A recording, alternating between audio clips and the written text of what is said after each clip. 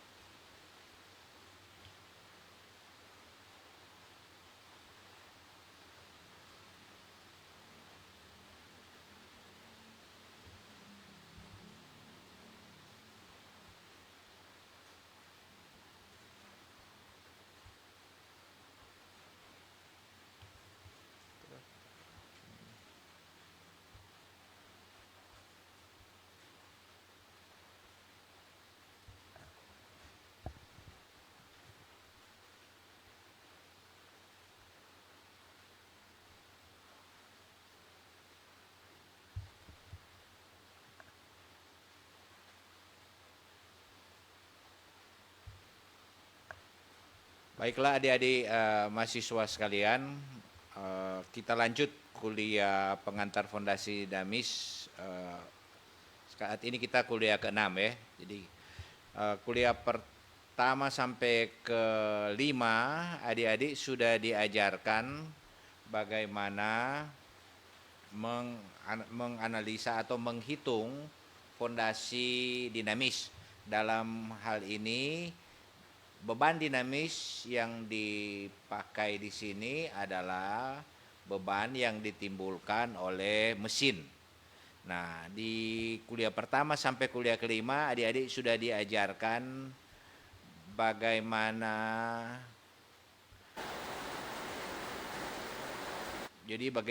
adik-adik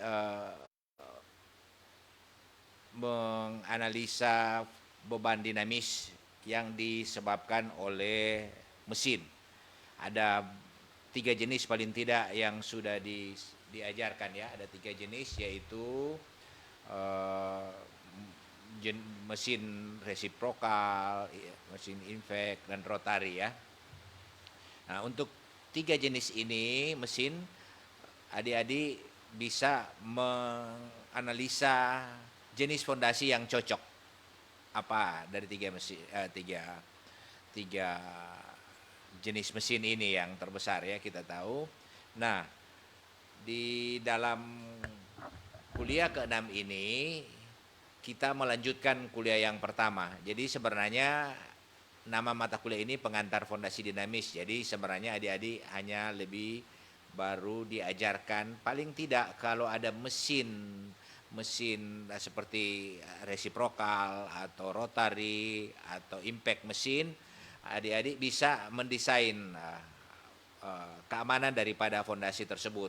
Kita tahu di mata kuliah fondasi dinamis ini artinya kita belajar fondasi yang menerima beban dinamis, dalam hal ini mesin. Nah, sebenarnya desainnya hampir sama dengan fondasi kita belajar di fondasi 1, fondasi 2 ya, tentang fondasi dangkal, fondasi dalam. Perbedaannya cuma di mana? Yaitu kita harus menjaga gaya-gaya dinamis yang ditimbulkan oleh mesin. Nah, gaya-gaya dinamis tersebut yang harus kita kendalikan apa? Yaitu selain keamanan statis ya, keamanan statis kita tahu yaitu beban statis, kemudian hitung daya dukung, jangan terjadi keruntuhan geser, daya dukung ya, kemudian jaga juga penurunan. Kemudian jika itu sudah aman, walaupun dia fondasi untuk beban dinamis, tetap itu aman terhadap beban statis harus kita hitung ya.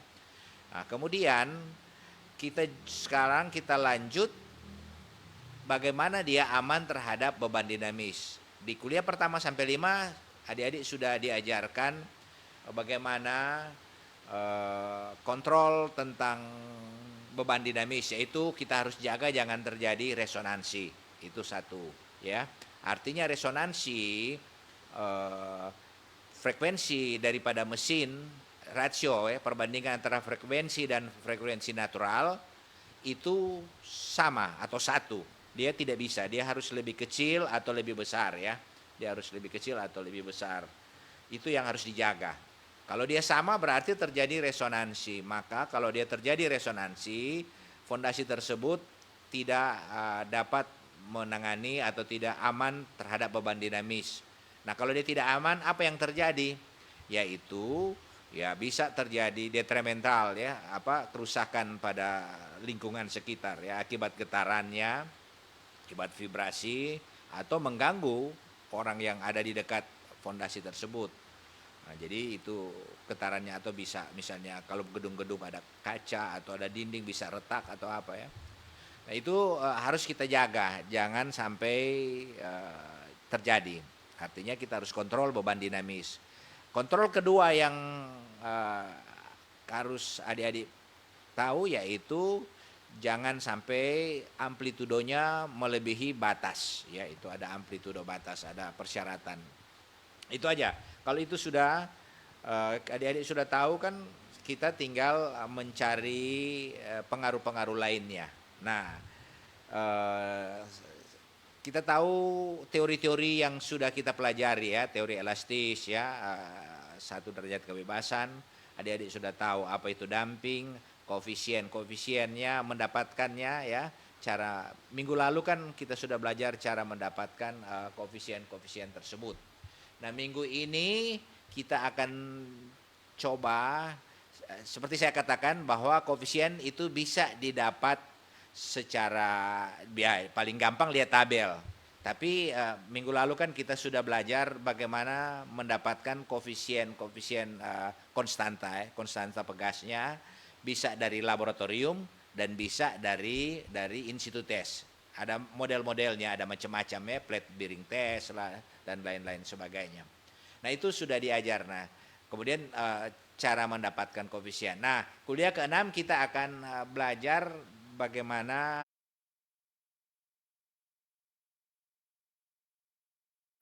mendapatkan contoh mendapatkan koefisien atau konstansa yang nanti itu konstansa dibutuhkan di dalam menghitung frekuensi dan amplitudo, ya. Oke, kita mulai saja materi, ya. Jadi kita lihat ini dia. Ini kita langsung masuk contoh saja, karena minggu lalu kan sudah belajar salah satu cara untuk mendapatkan konstanta, yaitu plate bearing test, plate load test, cyclic plate load test di lapangan, in situ test. Nah, ini kita langsung latihan soal, ya. Oke. Diketahui a cyclic plate load test was carried out at a depth of 3 meter, 3 meter, ya. Jadi orang mau bikin percobaan beban cyclic, ya, untuk di kedalaman 3 meter. Jadi katakanlah kita mau taruh fondasinya di 3 meter, berarti kita harus taruh uji in situ testnya itu di 3 meter, ya. Using a 30 cm times 30 cm test plate, ya, kita pakai 30 kali 30 plat, ya, lebar panjang kali lebar plat. Itu yang kita taruh, dan itu kita kasih beban. Cyclic itu artinya kita taruh, kita angkat, taruh, angkat, taruh, angkat, taruh, angkat, taruh, angkat, taruh. Itu artinya yang kita sebut dengan cyclic. On a deposit of silty sand, dalam di tanah deposit pasir lanau, ya, pasir kelanauan. Kemudian untuk mengestimasi elastis coefficient for the design of a compressor foundation. Jadi ini koefisien yang kita mau cari di lapangan itu untuk menganalisa fondasi untuk fondasi dinamis, memikul beban dinamis dari kompresor, mesin kompresor ya. Kemudian ya sudah, kita dari hasil cyclic plate load test kita dapat gambar ya, itu tadi kan kita kalau di cyclic load test itu kita buat, kita kasih beban, kita angkat, kasih beban, angkat, kasih beban, angkat, kasih beban, angkat, kemudian kita ukur penurunan pada setiap pemberian beban. Oke, maka kita akan dapat grafik hubungan antara beban, stres itu dengan elastic settlement relationship, hubungan antara elastic grafik ya, elastic settlement, penurunan elastik dan stres, tegangan. Nah, relation N, tentukan nilai koefisien ini ya, ini konstanta ya, for 10 meter square base area. Jadi kalau orang mau bikin for 10 meter Firkan, orang kan ada tes tadi cuma 30 cm, 30 kali 30 cm. Nah sekarang itu rencana fondasi orang mau taruh itu sekitar luasannya 10 meter persegi. Hasil daripada cyclic loading test, cyclic plate test itu adalah sebagai berikut. Ya ini ya. Oke, kita lihat load intensitas ya. Kita taruh 25 kilonewton ya. Kita taruh 25 kilonewton, maka kita catat penurunannya. Berarti di plat bearing test itu kita pasang tantu beban dan kita cek settlement. Ada settlement dial gauge, ada dial untuk cek DP penurunan ya. Beban kita taruh. Kemudian 25 kilonewton penurunannya adalah 0,5. Nah, karena dia cyclic itu 25 kita angkat lagi jadi 0. Pada saat rebound dia balik, kita lihat settlement juga jadi berkurang 0,4. Nah, ini biar apa-apa. Ini namanya cyclic loading test ya, cyclic loading test. Jadi kita ada kalau dia statik ya sudah cuman satu kali 25, 50, 75 enggak, tapi ini karena dia cyclic 25 angkat ukur. Pasang lagi 50 angkat, catat dia punya penurunan. Taruh lagi beban 75 kilonewton, catat settlement, angkat lagi karena dia cyclic, angkat. Dan seterusnya 100, 150, 200, 250, angkat dan seterusnya. Nah ini kita terus, maka kita lihat di 25 berarti yang kita catat, kita lihat 25 tadi kan ada waktu kita taruh 0,50. Waktu dia rebound tinggal 0,40. Berarti dia selisih adalah 0,10. Jadi itu yang dicatat dan kita gambar sebagai hubungan antara beban dan penurunan elastis. 25, 50, kita catat 0,15, 75, 35 dan seterusnya. Ini yang kita plot di grafik. Dia dapat seperti ini ya. Dia dapat seperti ini. Jadi yang dia punya koefisien itu adalah the slope of the strike line plot ya, ini dia. Jadi ini di sumbu A adalah beban, sumbu X adalah penurunan elastis ya. Kita dapat hubungan tadi dari grafik, kita dapat titik-titik, kita fitting ya, kita fit dia, kita fit, maka slope-nya kita dapat adalah C. Cara mendapatkan slope ini kita bikin persamaan. Ini kan strike line, garis fitting, maka akan dapat Y sama dengan A tambah BX. Maka B itu C ya, B C. Jadi kalau kita sini Y adalah load ya. Maka nilai CU ini adalah seper B. Itu yang dia punya slope kemiringan ya. Seper B atau seper C seper B no. Ya, dia artinya dia punya hubungan antara ini fitting, ini garis fitting ini kan kalau kita bikin persamaan garis fitting adalah sumbu Y sama dengan A, koefisien A tambah B kali X. Nah, X itu penurunan elastis, Y adalah load intensity.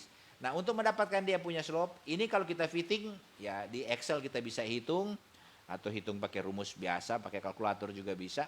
Kalau di Excel kita langsung dapat persamaannya, kita ambil nilai koefisien B, slope-nya adalah 1/B. Nah, ini 1/B itu yang kita sebut dengan koefisien.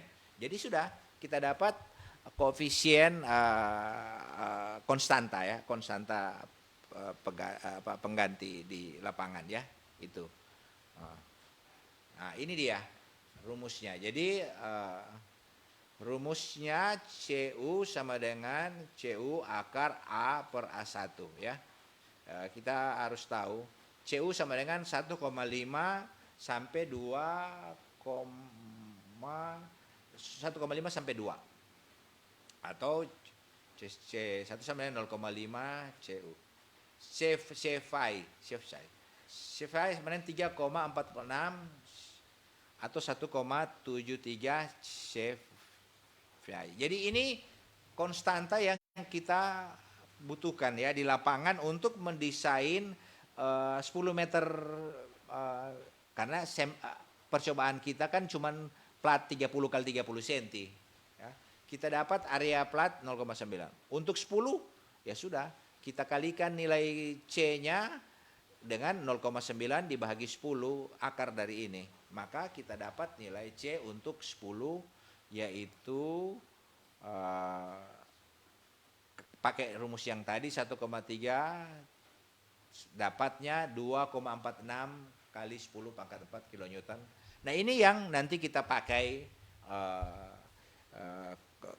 koefisien konstantanya. Nah, adik-adik, ini salah satu cara mendapatkan konstanta di lapangan. Ini tentu lebih baik daripada kita hanya mengambil konstanta di tabel. Karena apa? Karena ini memang kondisi yang di lapangan langsung, in situ test ya. Nah, biasa in situ test pasti lebih mendekati kondisi yang sebenarnya ya. Oke, di lab bisa kan kemarin saya sudah jelaskan tentang triaksial ya. Cara mendapatkan dari triaksial. Jadi kita sudah dapat cara di lab sudah mendapatkan konstanta ini. Kita juga sudah mendapat salah satu contoh. Yang lain itu alatnya kita susah, kita tidak punya alat untuk memasang alat itu. Ada berapa metode di in situ test, tapi minimal kita tahu saja ya. Oke, ini cara mendapatkan. Oke, sudah. Berarti cara mendapatkan konstanta pegas di lapangan itu sudah kita ketahui. Sekarang damping, efek daripada damping ya. Jadi dalam terminologi yang pertama di kuliah kedua, ketiga, damping kita sudah ketahui bahwa damping in the soil foundation system affects the response in the inverse proportion at resonance but is practically inconsequential in the non-resonant range of machine speed. Jadi damping itu di sistem hubungan antara fondasi dan tanah itu berpengaruh terhadap atau inverse proportion at resonance, itu berbalik dengan resonance. But it is resonansi ya. But this is practically inconsequential in the non-resonance range of machine speed. Jadi dia berkorelasi dengan mesin, kecepatan mesin. Jadi frekuensi mesin ya. It assume importance in the transition period where the machine speed has to pass through one or more of the resonance natural frequency ya. Resonance dalam hal ini natural frequency. Jadi bukan of vibration ya. Jadi it is assume importance in the transition period where the machine speed has to pass through one or more of the resonance. Jadi resonance kan itu ratio antara frekuensi mesin dan frekuensi natural. Nah, Jadi yang damping ini itu dia mempengaruhi atau maka ada damping diperlukan untuk supaya mengendalikan salah satu frekuensi ya, yaitu natural frekuensi of the vibration during starting shutdown on the machine. Jadi pada saat memasang dan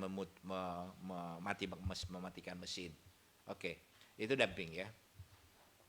Kemudian damping jadi ini sudah lebih jauh tentang damping ya. Kita sudah belajar di awal apa terminologinya damping. Ini kita sudah mulai melihat pengaruhnya di dalam menganalisa misalnya keamanan. Itu salah satu jangan terjadi resonansi. Itu rasio. Kita jaga rasio antara frekuensi mesin dan frekuensi natural ya.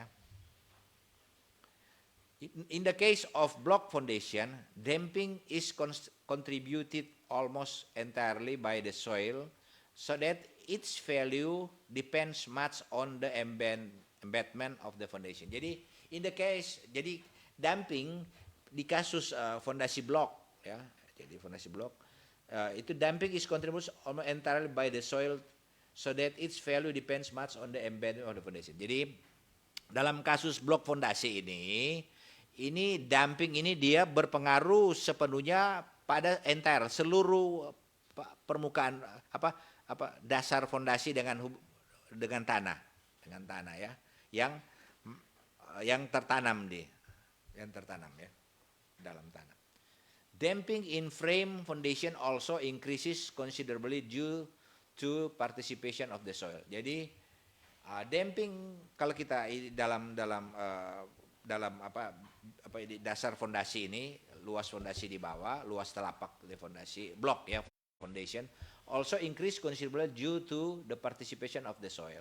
Jadi dia meningkat sejalan dengan adanya kontribusi daripada tanah. Lanjut ya. Jadi damping juga dalam percobaan yang dilakukan, experiment study have shown that damping does not vary too much with the type of foundation. Jadi di dalam penelitian itu bahwa damping tidak terlalu banyak pengaruh terhadap tipe daripada fondasi. Ya, dalam hari ini fondasi yang untuk menangani beban dinamis ya. Kita tahu kan di kuliah-kuliah pertama saya sudah kasih tahu ada berapa, ada fondasi blok lah, ada wall ya. Fondasi wall ya. Ada kayak caisson, sumuran ya. Wall kalau kita terlalu berat kita kasih ringan, jadi dia model seperti caisson. Sumuran. Nah, sementara tipe fondasi ini damping tidak banyak berpengaruh or with the material of the construction. The rough and pile foundation also do not show too much difference in damping. Jadi kita lihat fondasi rakit dan fondasi tiang itu tidak terlalu banyak pengaruh damping ya, dia tergantung luas daya. It is therefore usual to consider a damping coefficient of about 6.5% in the design. Jadi kita lihat direkomendasikan koefisien damping ini 6,5% ya dari desain fondasi. Kemudian ada two methods of determination of the damping factor. Ya ini India standar ada dua ya. Indonesia saya belum tahu kalau kita sudah punya standar untuk damping ya, fondasi dinamis ya. Memang ini kan masih kadang yang sudah ada yang fondasi dangkal fondasi shallow foundation dan deep foundation sudah ada. Fondasi mesin saya kurang tahu. Ini India ada dua metode ya. Jadi method based on force vibration test. Jadi ada tes dia untuk damping. The displacement amplitude vs the existing frequency curve. Jadi curve has to be established by existing a block or a foundation by a mechanical oscillator driven by a motor. Jadi ini cara untuk mendapatkan damping ya, koefisien damping. The displacement. Jadi displacement dari amplitude, hubungan antara displacement amplitude dan existing frequency curve has to be established by the existing a block or foundation by a mechanical oscillator driven by a motor ya. Jadi diperoleh dari hubungan antara displacement daripada amplitudo dan existing frequency. The width of the resonance peak in terms of frequency difference, jadi F1 kurang F2 at 0.707 of the peak amplitude of displacement and at the resonance frequency natural frequency are determined ya. Jadi lebar of the resonance peak, jadi in terms of frequency difference, jadi perbedaan antara F1 F2 dalam hal ini perbedaan antara F1 dari natural frekuensi ya, itu sekitar 0,707 of the peak amplitude ya, 0,7 dari peak amplitude of displacement. Jadi kita tahu amplitudo tinggi gelombang ya, terbesar, tinggi gelombang akibat vibrasi ya, tinggi gelombang akibat vibrasi, paling tinggi, paling puncaknya itu displacement paling puncak itu and at the resonance frequency natural air determined. Jadi cara mendapatkan ya. Jadi itu kita dapat. Nah ini determination of damping from force vibration dengan metode memberi ini force vibration test ya, force vibration test, memberi gaya ya, gaya vibrasi ya, dinamis. Ini grafiknya kita lihat. Nah, method based on force vibration test, ini force vibration test. The damping factor is obtained by pakai rumus yang tadi ini ya. Jadi F2 kurang F1 jadi zeta ini sama dengan damping factor ya, F2 kurang F1 dibagi 2 kali frekuensi natural. Ya, itu dia. Amplitudo sudah di muka ya. Nah, in this method, jadi ini kita masih di tadi force vibration method. Sekarang free vibration test, metode yang kedua untuk mendapatkan koefisien damping ya, koefisien damping. Jadi nanti adik-adik kemarin sudah ada yang presentasi, dia sudah satu orang ya, sudah ada nilai dia sudah ada nilai yang presentasi minggu lalu kapan dia sudah presentasi.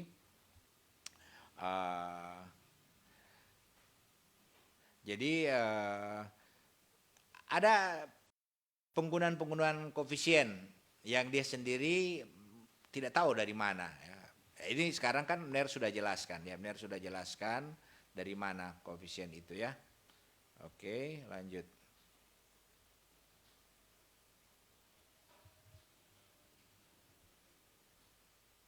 Ini metode yang kedua ya, yaitu free vibration test. Ya, in this method tadi force kita paksa, jadi kita memaksakan gaya, memberikan gaya. Ini kita free, biar dia bergetar bebas. Ya. In this method, the block foundation is pull and release suddenly, and the free vibration record is obtained by means of a suitable recording acquisition system. Ya, ya.